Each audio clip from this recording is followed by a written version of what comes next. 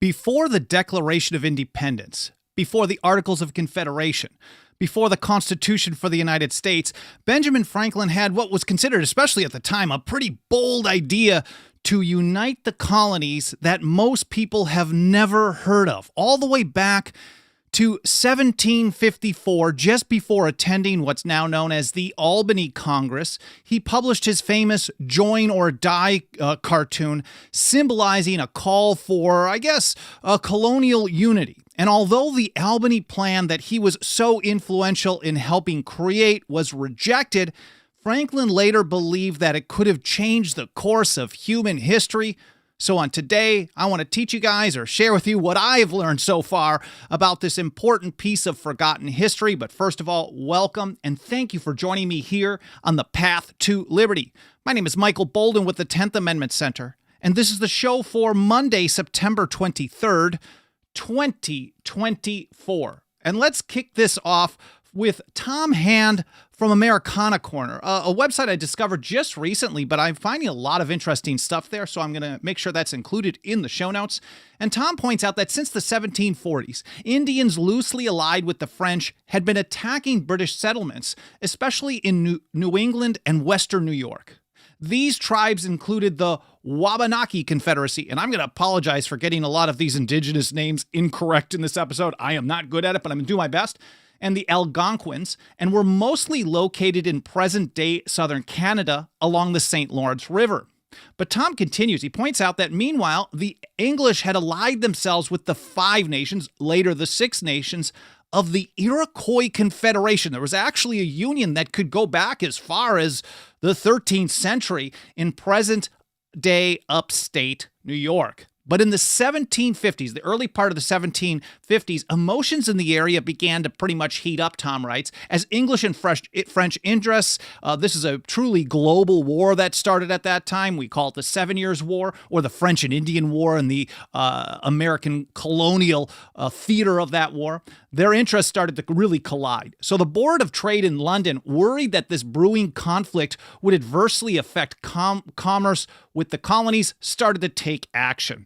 And here from Timothy J. Shannon over at Bill of Rights Institute via the Gettysburg College. He points out that in 1753, tensions on the American frontier were high because European rivals France and Great Britain were nearly at war over their competing imperial claims in North America. They did end up going into a very long and costly and very vicious war.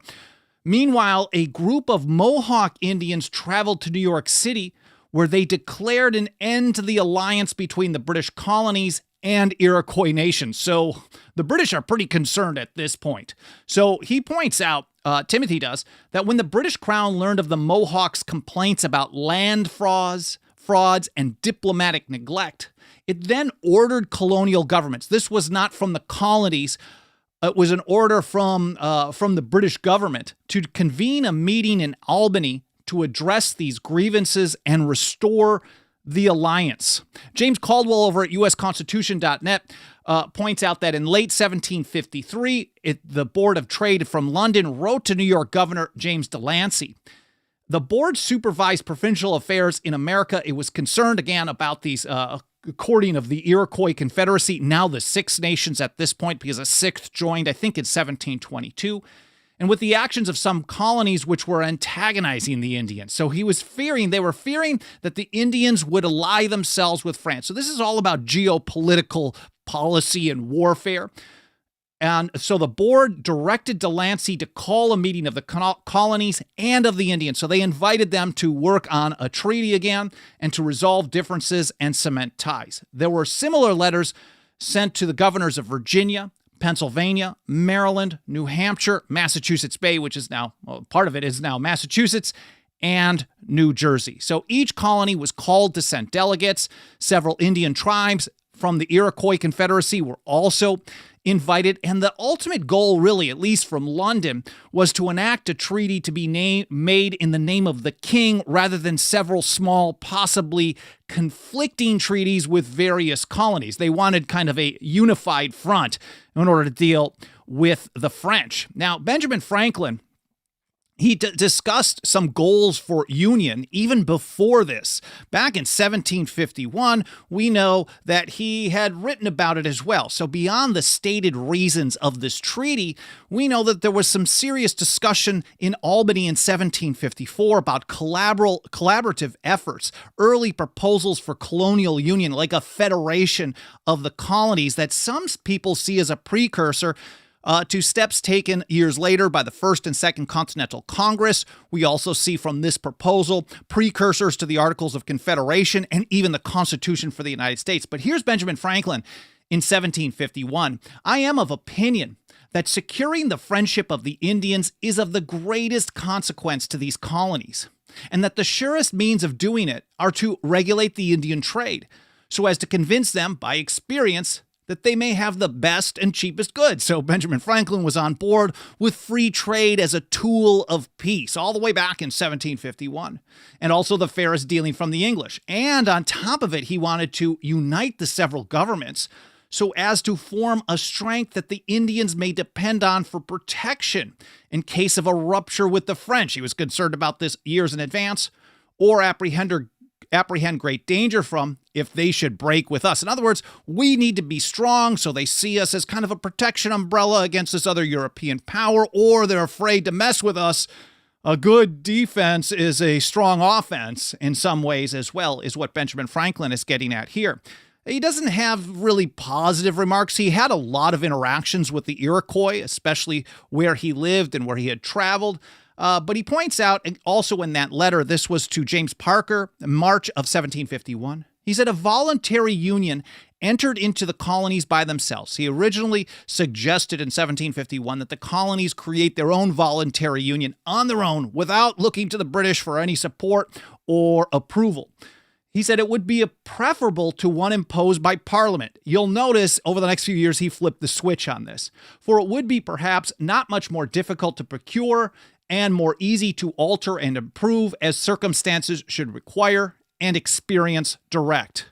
And then he has a little disparaging point about the Indian nations. He said it would be a very strange thing if 6 nations of ignorant savages should be capable of forming a scheme for such a union and be able to execute it in such a manner as that it has subsisted for ages. So the founding generation, the old revolutionaries, were quite aware of the Iroquois Confederacy. This was a federal union of these 6 nations, the 6th in the early 1720s. And Benjamin Franklin's pointing out, hey, if they can do it, why can't we? Why can't we get this done? Theirs is existed for ages. It was generations. He says, and it appears indissoluble, and yet that a like union should be impracticable for 10 or a dozen English colonies to whom it is more necessary and must be more advantageous, and who cannot be supposed to want an equal understanding of their interests. So again, this is discussing the Iroquois Constitution, the Iroquois Confederation, which is really known as the Great Law of Peace. And our friend Rob Nadelson points out in a blog post that the Iroquois were based in New York State. They consisted initially of 5 groups. The Europeans and Americans called these groups tribes, cantons, or nations.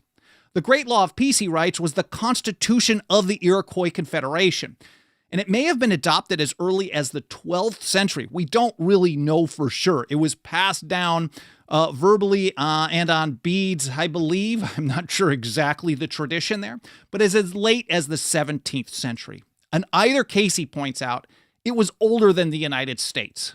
And in 1722, the Tuscarora people joined the Confederation, thereby expanding it from 5 tribes to 6. And during the American founding era, the Iroquois Confederation was often referred to as the 6 Nations. So you'll see this in treaties and in documents and letters. The 6 Nations is what they're referring to over and over and over. And here this will be linked to in the show notes. Of course, Alan Mosley will get that done. I'll get it published over at 10thamendmentcenter.com/path2liberty.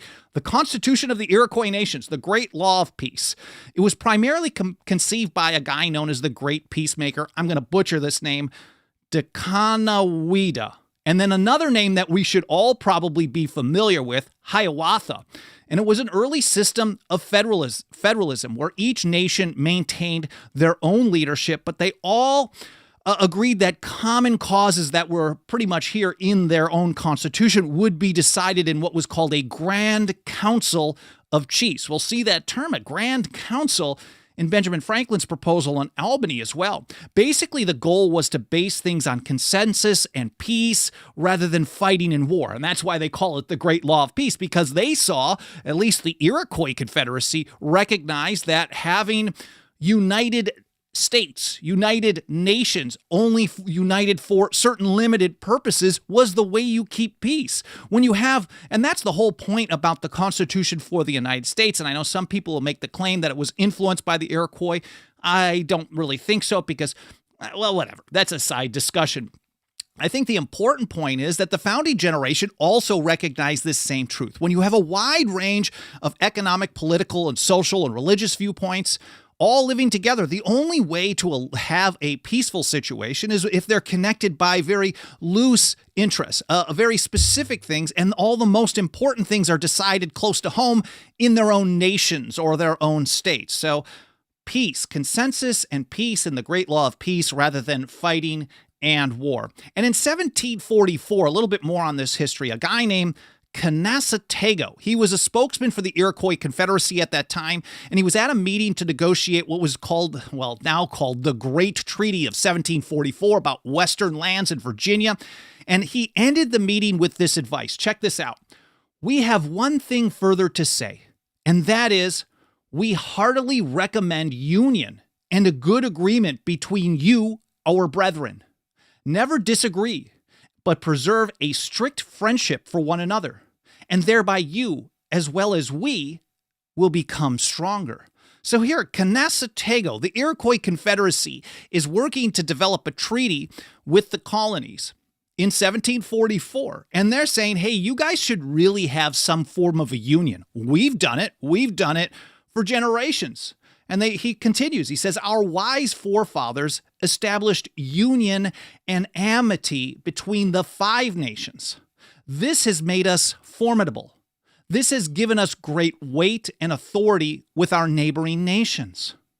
We are, he continued, a powerful confederacy. And by your observing the same methods our wise forefathers have taken, you will acquire fresh strength and power. Therefore, whatever befalls you, never fall out one with another. That's some pretty wise advice. Now, like Benjamin Franklin a few years later, Canasatego, again, I apologize if I get that wrong, was also pretty concerned about the military threat, I guess we could call it, from New France. So let's jump back to Benjamin Franklin. We're fast forwarding here. May 9th, 1754. I think we've all seen this. Join or die. I should have worn the t-shirt. I wear it pretty often when I do this show, but for some reason I didn't grab it, or maybe it wasn't. Maybe it's not clean. We'll have to get to that later. But Benjamin Franklin, about a month before the Albany Congress was set to convene, Benjamin Franklin published this cartoon in the Pennsylvania Gazette. We're not 100% sure he did it. He was the publisher at the Gazette. There's a wood etching, I believe. We're not really convinced that he actually built that, but this is Benjamin Franklin's handiwork in some way. Now, I've seen it described as the earliest known pictorial representation of colonial union produced by an American colonist in colonial America. I've also seen it as one of the first, Franklin probably back in 1740s sometime did an earlier one of the first political cartoons ever published in America. It was based on an old superstition. I'm not sure if Benjamin Franklin believed it. I'm assuming not. But it was converted to an American version of this, a glass snake, a snake that could, well, it's really a lizard, but what we call a glass snake, it can break in half in order to kind of distract something that's trying to kill it. So the mentality was this glass snake would break into pieces, and it could, if it needed to, the superstition was rejoin and become stronger once again after after, throwing the enemy off. And Franklin actually put it in order, basically, of the colonies that he was representing on that political cartoon. Now, here from the Constitution Center, they say, as the Albany Congress approached, Franklin was concerned about a recent military loss to the French, and he was clearly pondering a colonial alliance to confront more French aggression. Of course, we know he was discussing this all the way back in 1751, maybe earlier. I'm not aware of that, though. A few days after the small military defeat, Franklin published an article about the loss as reported by a young major in the Virginia Regiment, a guy we might know, George Washington. And here's his letter to Richard Partridge, which he sent out the day before with a copy of what was being published on May 9th, 1754. And it starts with this. Friday last, an express arrived here from Major Washington with advice that Mr. Ward, ensign of Captain Trent's company, was compelled to surrender his small fort in the forks of Monongahela to the French. That's another one I'm getting wrong. So he's pointing out, okay, there's an issue here. This is a news report. We're telling everybody about this loss. But then it goes on a little bit of an op-ed style. The confidence of the French in this undertaking seems well grounded on the present disunited state of the British colonies and the extreme difficulty of bringing so many different governments and assemblies to agree in any speedy and effectual measures for our common defense and security. That sounds kind of familiar to phrases that are used in the Articles of Confederation and again in the Constitution for the United States. He said, they presume, the French, that they may with impunity violate the most solemn treaties subsisting between the two crowns, kill, seize, and imprison our traders, and confiscate their effects at pleasure, as they have done for several years past, murder and scalp our farmers with their wives and children, and take an easy possession of such parts of the British territory as they find most convenient for them, which if they are permitted to do, must end in the destruction of the British interest, trade, and plantations in America. In other words, they're going to pick us off one by one by one. They've been doing this for years. They're doing all kinds of violence. They're killing and scalping and stealing and interrupting wives and children. This is pretty bad stuff. And what do we have to do? At the bottom is published the image, the great image that we know today, join or die. Pretty interesting stuff, I think. But here back from Constitution Center, they point out that a severed snake image in two pieces had first appeared in a 1685 book in France. It's an entire article of where did he get this idea of a snake? Where do these snake things come from? And I think there's actually some history that says there was also publication of images with a severed snake as early as 1620, maybe before that. It was accompanied by the words in 1685 with "Se rejoinder ou mourir," we'll join or die. And Franklin might also have been inspired by rattlesnake images drawn by nature historian Mark Catesby. That's if you are interested in learning about that. Now, here from the Office of the Historian at the Department of State. Usually it's just propaganda, but this is a pretty interesting overview here. They point out that the Pennsylvania government appointed Benjamin Franklin as a commissioner to the Albany Congress, and on his way, Franklin wrote to several New York commissioners outlining what are called short hints towards a scheme for uniting the northern colonies by means of an act of the British Parliament. As you noticed before, I mentioned that he originally wanted a voluntary union. He wanted Parliament out of the way. But somewhere along the lines, he recognized that it wasn't going to happen. So he wanted the British government to basically require them to do it. So he was looking for centralized power. So this part is definitely not a precursor to what became the Articles of Confederation or the Constitution for the United States, but it certainly is pretty interesting. So in these short hints, which will be linked to in the show notes as well, so you can read it in full, here are some highlights. He proposed a governor general. They changed that to a president general later on, to be appointed by the king, to be a military man, and to have a veto power, what he called to have a negation on all the acts of the Grand Council. Grand Council is what I was discussing just a few minutes ago from that Iroquois Confederacy, the Constitution, the Great Law of Peace, this Grand Council. So interesting terminology there as well. And he describes this Grand Council, which is similar to the delegates to the Confederation Congress some years later. One member to be chosen by it's a little different too. One member to be chosen by the assembly of each of the smaller colonies, and two or more by each of the larger, in proportion to the sums they pay yearly into the general treasury. So he thought representation should be based on how much they're kicking in, not on population. So there should be no debates over, who lives where and when. It's just how much money are they kicking in? They later changed that system in, basically everything after that as well.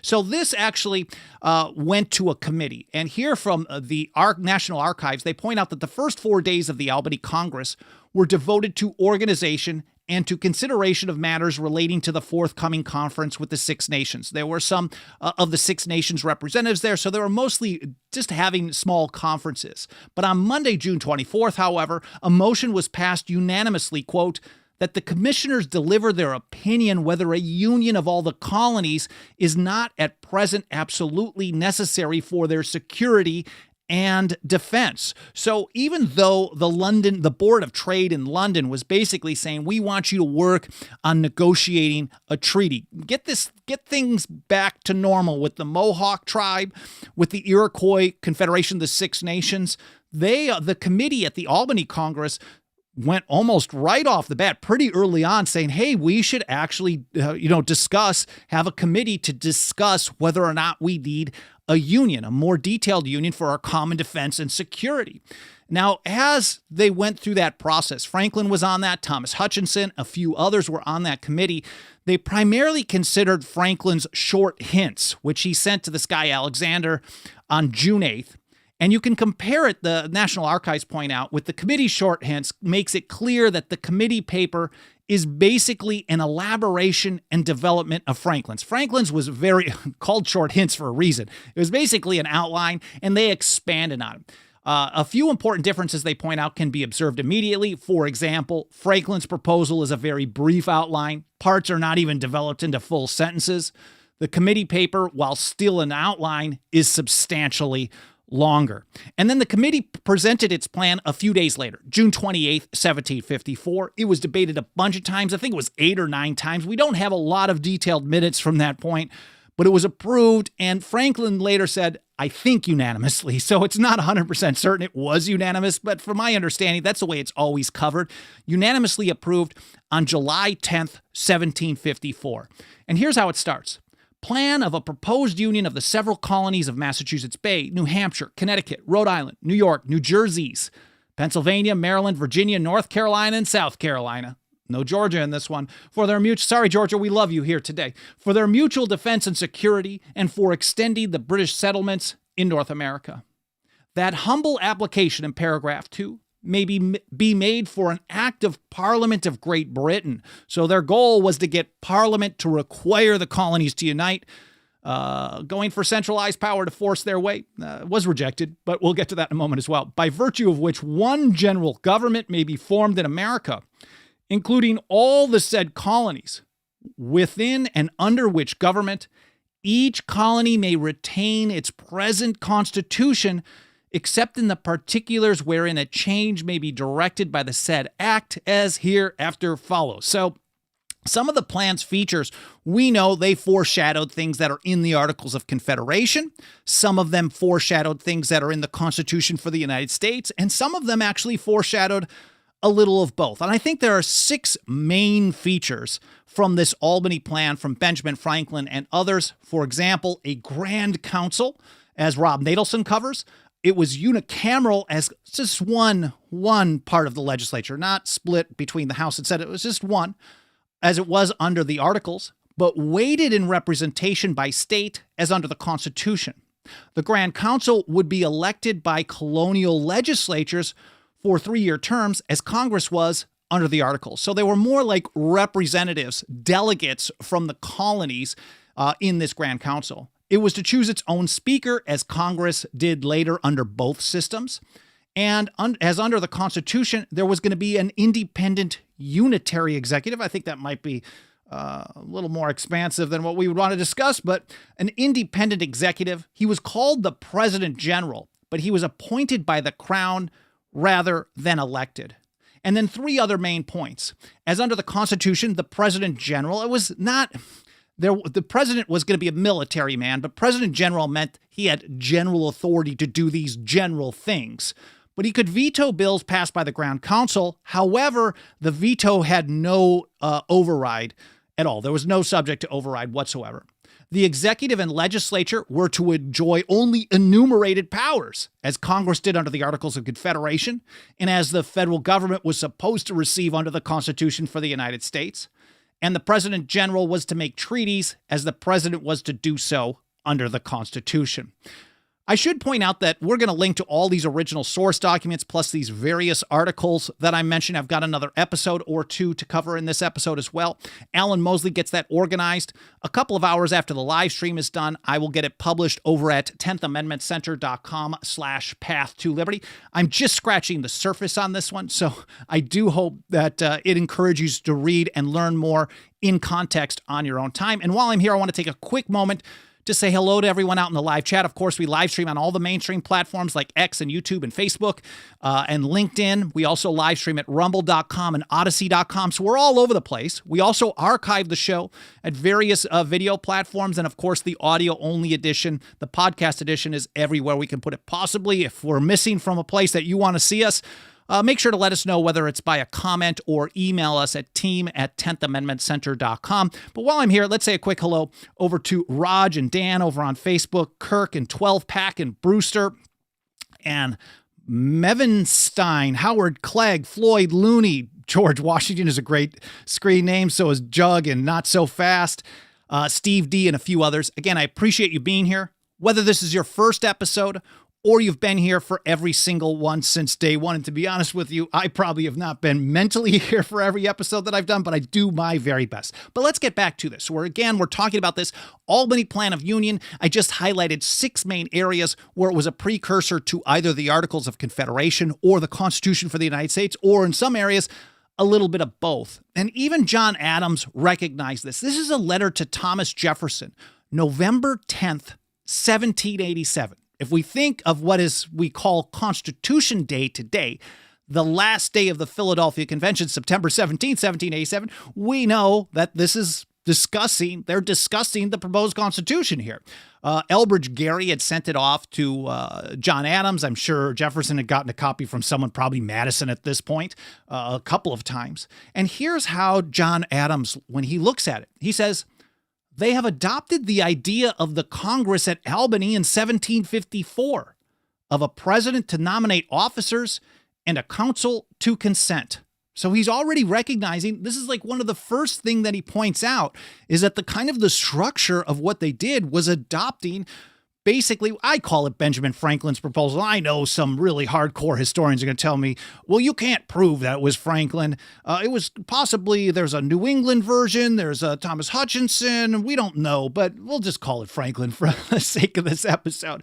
They have adopted the idea of this Congress at Albany in 1754. That's one of the first things that John Adams has to say about the proposed Constitution for the United States. He says, but thank heaven, they have adopted a third branch, which that Congress did not. So it was a unicameral legislature, just Congress, not split into the legislature, House and Senate. That's what John Adams had preferred. Jefferson did not specifically write about the Congress in Albany in his response, but he did talk about how there were some things that he did not like. He actually would have preferred just 3 or 4 grand amendments to the current system, but that's a side conversation. Anyways, over to Stephen Pincus from Cambridge.org. He points out that none of the assemblies were on board with this, even though this passed probably unanimously by the representatives or the delegates, the commissioners from the various colonies. When they brought it back to the assemblies in the colonies, they all said, no way, not a chance. He said assembly after assembly in North America rejected the Albany Plan. Many in North America, including Benjamin Franklin, had anticipated this outcome. The very localist sentiments that had made Confederation necessary helped doom the plan. Now, that's his take on it. We're not going to take the position, at least I'm not, that Confederation was necessary at the time. But at least that was the argument that was being made. Hey, we've got very localist issues, and that's causing us these problems. So we think the solution is a more centralized kind of a union. Now, the Iroquois did recommend it as well. They said you could have this very loose union, but it should be based on peace, and each nation should be able to do their own thing on their own areas. Anyways, the jealousies of the colonies. This is William Clark of Massachusetts put it. The jealousies the colonies have of each other with regard to their real or imaginary different interests, etc., will effectively hinder a union from taking place. This was language, as Stephen puts it, similar to what Benjamin Franklin would include in, this is the same year, a document called Reasons and Motives for the Albany Union. I've got other ones for this episode today. And Thomas Hutchinson later recalled, quote, not one of the assemblies from Georgia to New Hampshire, even though Georgia was excluded from that join or die, endorsed the Albany plan because they were disinclined, quote, to part with so great a share of power as was to be given to this general government. And we see Benjamin Franklin lamenting the rejection of it to some degree, even though I think he expected it. I think when you look at what he was discussing at the time, he was in his late 40s, I believe, maybe early 50s at that time. Well, it would have been like 48, I guess, if he was born in 1706. He said, so he's writing to Peter Collinson in December of 1754, and he lamented this. All the assemblies and the colonies have, I suppose, had the Union plan laid before them, but it is not likely, in my opinion, that any of them will act upon it so as to agree to it, or to propose any amendments to it.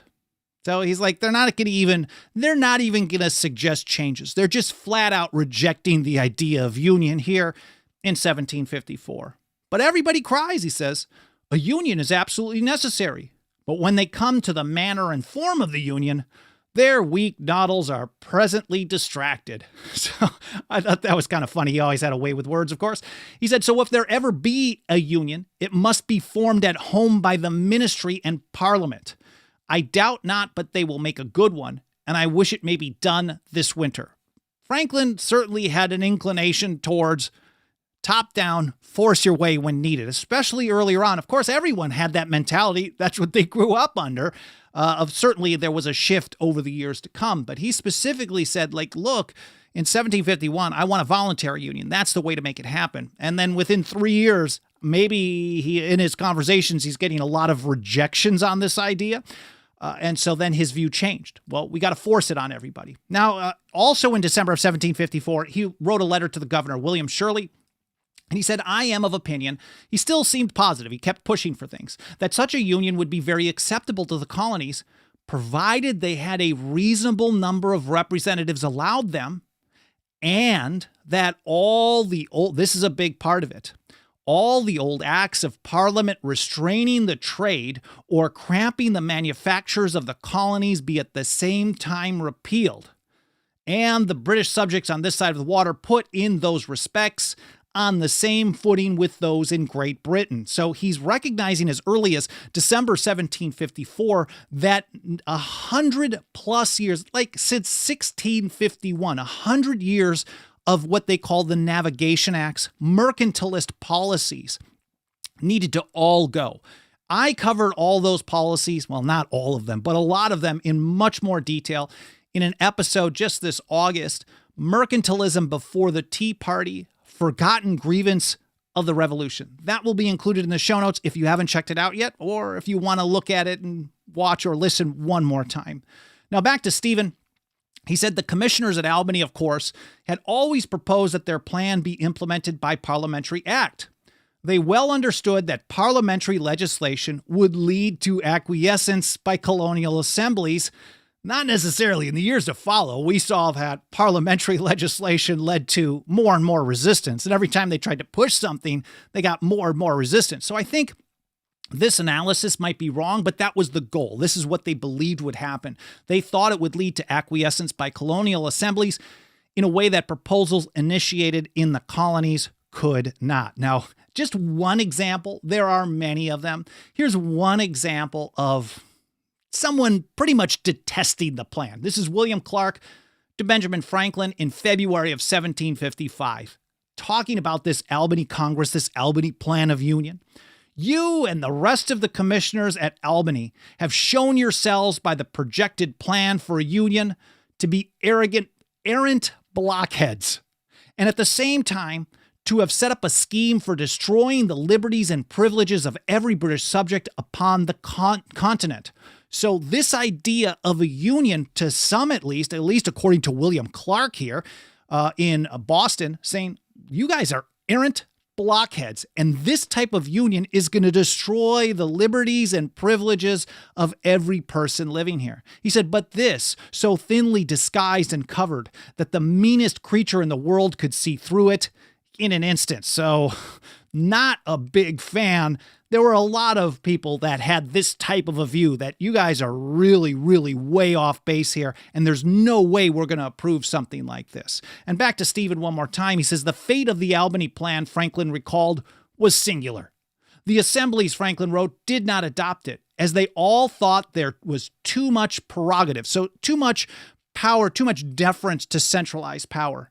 And in England, it was judged to have too much of the democratic. So the British Parliament rejected it as well, thinking, well, these people can't be in charge of their own fate. So you had two opposite interests, totally rejecting it. In other writings from later periods, Franklin claimed that Britain rejected the plan we formed at the Congress at Albany because that plan formed a union she was jealous of. So he's later writing that he felt that the British rejected it because they were concerned that a strong union might be formidable against the British. Or again, quote, that a jealousy arose lest such a union might in time render the colonies formidable even to the mother country.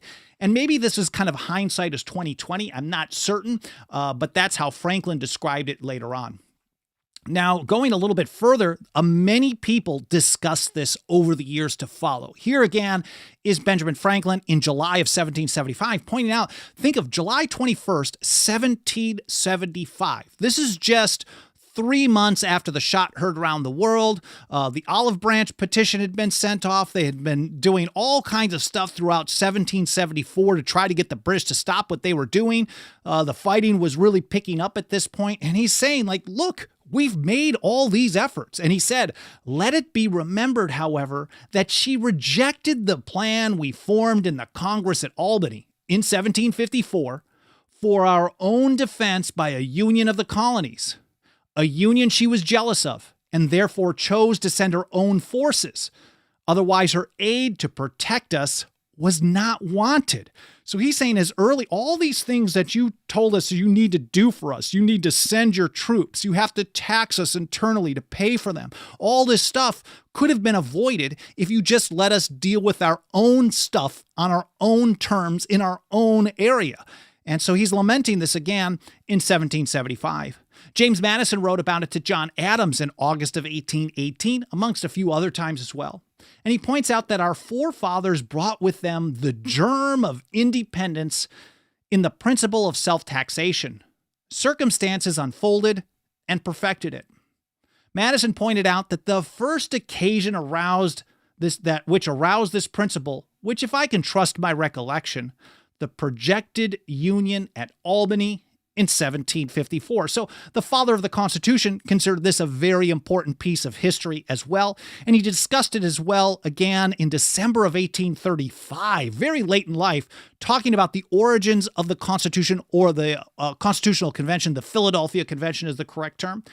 He said, as early as the year 1754, indications have been having been given of a design in the British government to levy contributions on the colonies without their consent, no taxation without representation. He's recognizing they're going to start doing these internal taxes as early as 1754. So let's come up with our own plan. We will do our own defense so they don't have their own excuse to come in and claim that they have to have standing armies permanently stationed here. They don't have to tax us internally. We can deal with our own stuff and allow them to kind of deal with external objects as well. So a meeting, Madison wrote, of colonial deputies took place at Albany, which attempted to introduce a compromising substitute that might at once satisfy the British requisitions and save their own rights from violation. So Madison saw this as kind of a defensive measure against British power. But at the time, people like Clark saw this type of a union as an attack on the liberties of the people. So the two opposite views here, of course. Madison said the attempt had no other effect than by bringing these rights into a more conspicuous view. So the result was that people were talking about it more and more, to invigorate the attachment to them on the one side and to nourish the haughty and encroaching spirit on the other. So the haughty and encroaching spirit, the people who believed in unlimited power in all cases whatsoever over the colonies, that of course is the British Parliament. And here's Benjamin Franklin in a remark that he wrote in February of 1789, when he's looking back on what happened, not only with the Albany Plan, the Albany Congress, but the years to follow. He thought the whole course of history could have been different. He said, on reflection, it now seems probable that if the foregoing plan, or something like it, had been adopted and carried into execution, the subsequent separation of the colonies from the mother country might not so soon have happened, nor the mischiefs suffered on both sides have occurred, perhaps during another century. So he wasn't saying specifically that there wouldn't have been independence, but he's suggesting that, well, if there was independence, it may have taken another century to get there. And on top of it, the mischiefs, all the death and the suffering may never have happened. So that's an interesting take, an alternative history look there. He said, for if the colonies, if so united, would have really been, as they then thought themselves, sufficient to their own defense, and being trusted with it as by the plan, an army from Britain for that purpose would have been unnecessary. Now, the founding generation thought that they wanted to do everything in their power to render permanent standing armies unnecessary. And that's why they wanted to provide for a strong, well-trained, well-armed militia, the people of the several states. That's a quick side note. But here, Franklin continues. He says the pretenses for framing the Stamp Act would then not have existed because the Stamp Act was there to pay for the standing army that was there to protect them, supposedly, from the French at the end of the war, which wrapped up, I believe, in 1763. So he's saying, like, look, if we could have just defended ourselves, we could have figured out our own taxation to pay for it, we would have handled this. You wouldn't have had to send these armies or had the pretense for it. Then you wouldn't have had the pretense for the Stamp Act, which led to more resistance, nor the other projects for drawing a revenue from America to Britain by acts of Parliament, which were the cause of the breach, and attended with such terrible expense of blood and treasure, so that the different parts of the empire might still have remained in peace and union. Now, I don't know about you, but I never learned any of this stuff. 0% of this I learned in government-run schools. I'm not sure why. Maybe they don't think it's very important, but I think if we want to understand the original legal meaning of the Constitution, we want to understand the principles behind it, we have to at least have a general understanding of what started and what went from where to where. And that's why we work so hard every single day to get this important foundational information, this forgotten history, out to more and more people. And nothing helps us do this work more than the financial faith and support of our members. We punch way above our weight class here at the 10th Amendment Center. You can join us for as little as $2 a month over at 10thamendmentcenter.com/members. We also have annual, 5-year, and lifetime options. Again, 10thamendmentcenter.com/members. Don't feel any pressure to join us, but I'd be very grateful for any consideration you can give to giving us a hand today. You can also do a one-time donation over at 10thamendmentcenter.com/donate, or if you don't have any loot to send our way, you can also do a few free and easy-peasy things to help us spread the word. They will often help trigger the algorithms of the mainstream platforms, like smashing the like button, leaving comments in the archive, reviews on Apple Podcasts or any other podcast platforms, subscribing, getting notifications. All those things can help us out a great deal. Again, I really appreciate you being here. I hope you had an awesome weekend. I hope you enjoyed this episode as much as I enjoyed sharing this information with you, and I hope to see you next time here on the Path to Liberty.